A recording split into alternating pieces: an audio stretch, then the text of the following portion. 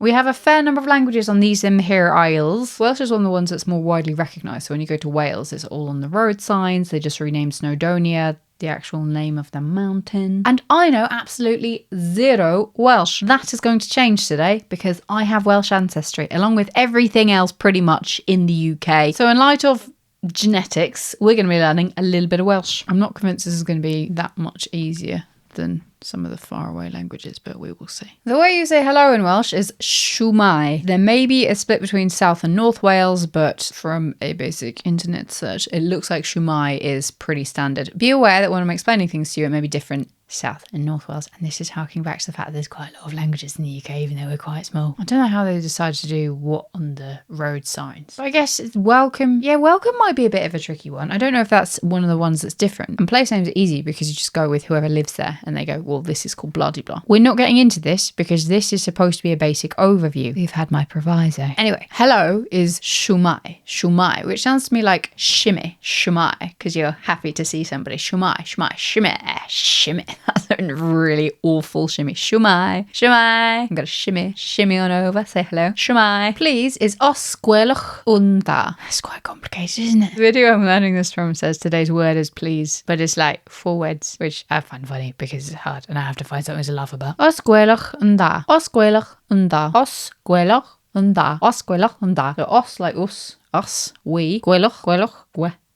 I'm good, gwen. Os, gwelwch, gwelwch. Os, gwelwch, unda. That doesn't sound like please at all. That really doesn't sound like please at all. This is really quite tricky. This is why I suspected it may be a little bit trickier than it necessarily seems, because it's literally like, it's not half an hour away, that's being dramatic. It's quite a way away, but still. Os, gwelwch, unda. That's going to have to be a rote learner, I think. I cannot think of a really obvious bridge for it. Os, gwelwch, unda. Os, gwelwch, unda. Have we got to 21 yet? Thank you is diolch.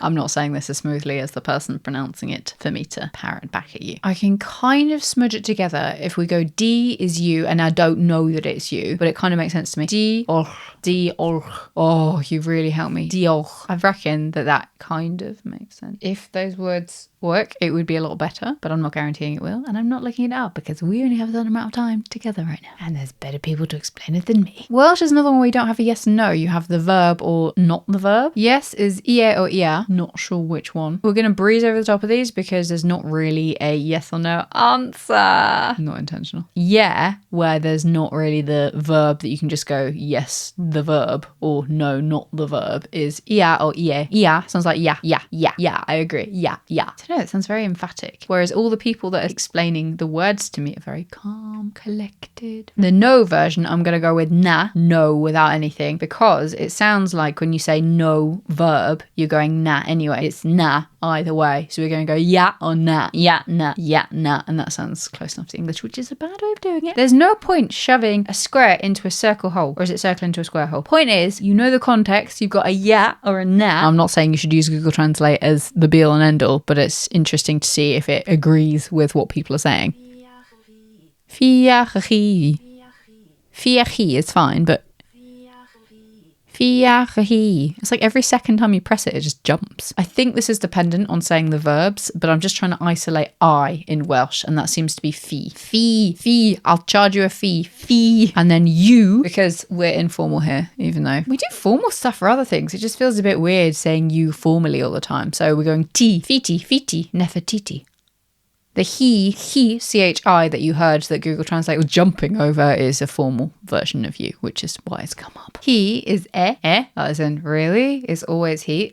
He is she. You get and then you go he, because it's a girl giggling. I know I don't normally push this in, but it's in the video and I quite like it. So nu is they. Nu. He nu. I feel like I will remember he and she. Nu is in gender neutral they. Nu. I'm being disappointed again. Nobody's telling me how to say zero in Welsh, which apparently is either zero or dim. Because we're having a bit of fun, we might as well say dim. The light is dimmed. There's nothing there. I don't know, I'm going Liverpudlian. I think it's Liverpudlian. One is in, which is pretty common across Europe in some mouthful. 2 is die, which sounds a bit dramatic, but I'm going to say like a die, like a dice. Set of dice. In, dice. 3 is tree again, tree. In, die, tree. 4 is pedwar. Sounds a bit like Peter. Pedwar. Ped like foot. You know, I have 4 and a foot. Maybe you got 4, like you got your 2 hands and your 2 feet. Pedwar. That feels like 5 to me. Pedwar. Heel toe times 2. Pedwar. Pedal my wares. That is interesting. Cat, ped, 4. That's really interesting. I don't see how that's related to other Indo-European languages. This is why we're doing it, because it's a bit of interest. 5 is pimp. It's spelt pump, which is quite fun. Pimp. Oh, that is a bit like pump, but with a different accent. Pimp. Relax your lips, but pump. Because you need 5 fingers on each hand to pump. Kind of makes sense. Huer. I'm just not putting the right emphasis on there. Huer. I'm having quite a bit of trouble there. I feel like I need to do some sort of mouth warm-up exercises to do this. Huer. This is going to sound really stupid. I'm kind of drawing a 6 with my lips. Huer. No, that doesn't work. Huer. I'm not sure that works. Huer. Cow. Huer. Cow. Where's the cow? Huer. That is a hard one. Along with pedder. 7 is scythe. And that actually looks a bit like a 7. I feel like we're on more stable ground here. Scythe. 8 is oith. Oi, thief. You're making away with 8 things. Oi, thief. Oith. Hey. Oith.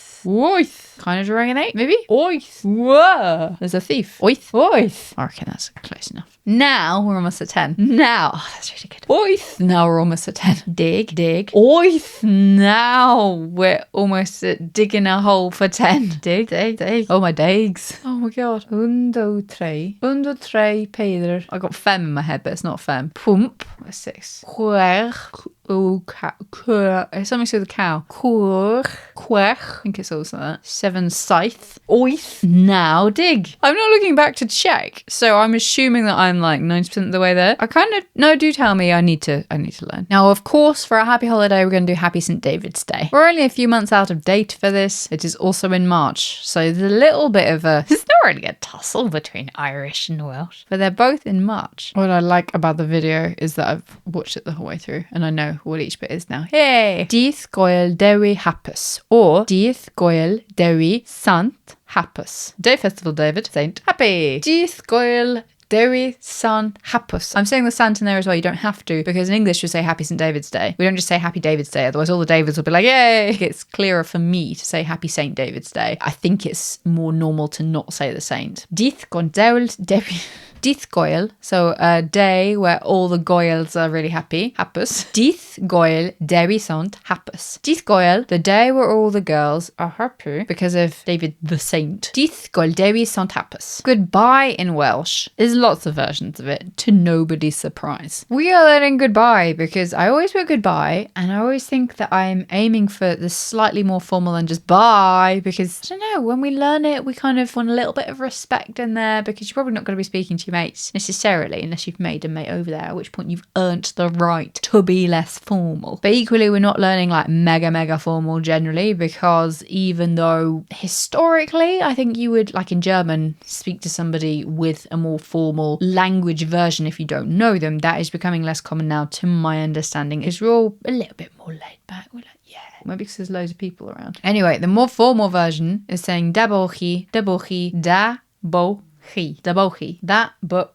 He, the bookie, as in I want to read a book because I'm leaving now. The bochi, I'm off to the bokie. The pokies? No. I'm off to read a book. The bochi. That was interesting. That was very interesting. It was different like I expected. There were some things like the numbers I could see quite a lot of overlap with a fair number of other European languages, apart from 4 and... what was it? 4 and 6. What was going on with 4 and 6? And 5. Pimp.